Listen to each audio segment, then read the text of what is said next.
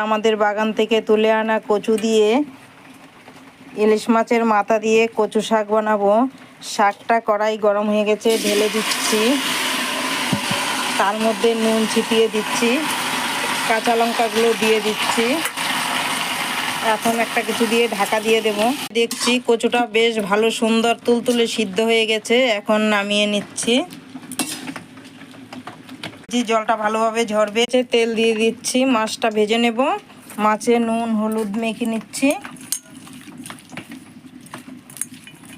তেলে শুকনো লঙ্কা দিয়ে দিচ্ছি, আদা কুচি দিয়ে দিচ্ছি, 5 ফোড়ন দিয়ে দিচ্ছি, পরিমাণ মতো হলুদ দিয়ে কচু শাকটা ঢেলে দিচ্ছি। কচু শাক রেডি হয়ে গেছে, নামিয়ে নিচ্ছি। ভালো লাগলে তোমরাও এভাবে করে খাবে। লাইক ও সাবস্ক্রাইব করতে ভুলবে না। সঙ্গে থাকবে, নতুন নতুন ভিডিও দেখতে থাকবে। কমেন্ট করে জানাবে।